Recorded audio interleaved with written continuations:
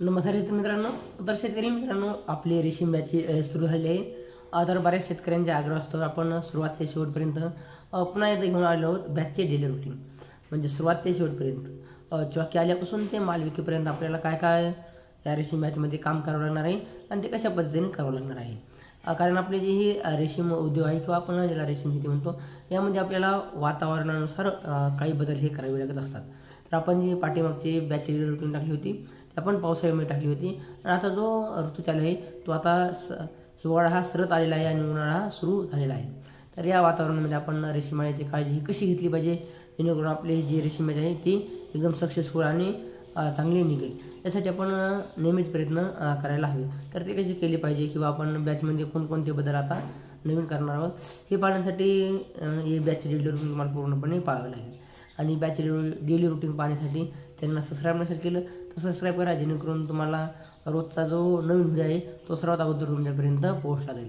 यासाठी channel subscribe करा, video आवडल्यास लाईक आणि व्हिडिओ शेअर देखील करा। तर त्यामुळे जास्त वेळ न लागली तर आजच्या आपल्या व्हिडिओला सुरुवात करतो। तर आज आपली रात्री जी चॉकी आलेली आहे तिला आपण रात्री चुना मारला, चुना मारल्यानंतर आपण तिला पाला हा दिलेला आहे।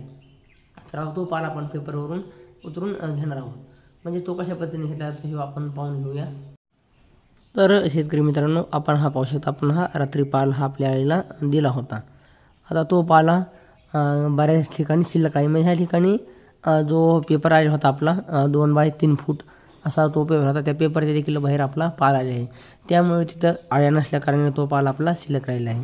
तर आता आपण काय करणार आहोत की हा जो पाला आहे तो आपण पेपरच्या खाली घेणार आहोत, म्हणजे आपला हा झाला रेग्युलर पेपर आणि याच्या खाली एक आपला जो चॉकीचा पेपर आहे तो आलेला आहे। तर आपण आळीला पेशिंग देत असताना आपण जी काळी टेकलेली आहे ती आज उचलून अशी साईडला टेकवायची आहे। म्हणजे आपला जो चॉकीचा पेपर आहे आपण तो आज काढून घ्यायला हवा। तर तो पेपर का काढला जातो, कारण जो चॉकीचा पेपर आहे तो एक 8 ते 10 दिवस अगोदर टाकलेला असतो, म्हणजे तो 8 ते 10 दिवस टाकलेला जो पेपर आहे त्याच्यावरती बुरशी ही आलेली असते, त्यामुळे तो पेपर आपण काढून तो काढून घ्यायचा आणि तो नंतर जाळून नष्ट करायचा देखील आहे। म्हणजे आपल्या आळीला कसल्याही प्रकारची बुरशी किंवा कसल्याही प्रकारच्या रोगाची बाधा होणार नाही, यासाठी आपण तो जो चॉकीचा पेपर आहे तो आपण काढून घ्यायचा आहे आणि तो जाळून नष्ट करायचा आहे। त्याच्यानंतर आपण आळीवरती आज विटेकर विजेता हे पावडर मारायचं आहे। आपण सुरुवातीला आळी आले चॉकी आल्यानंतर आपण त्यावरती चुना हा मारला आणि आता आपण त्याच्यावरती विटेकर विजेता हे पावडर मारायचं आहे, जेणेकरून आपल्या आळीला कसल्याही प्रकारची रोगाची बाधा देखील होणार नाही। तर अशा पद्धतीने आपण आळीला पेशिंग देणार आहोत। तत्पूर्वी आपण जी ही बॅच घेतली आहे ही आपण यावेळेस 200 अंडी पुंजीची एवढी बॅच ही घेतलेली आहे।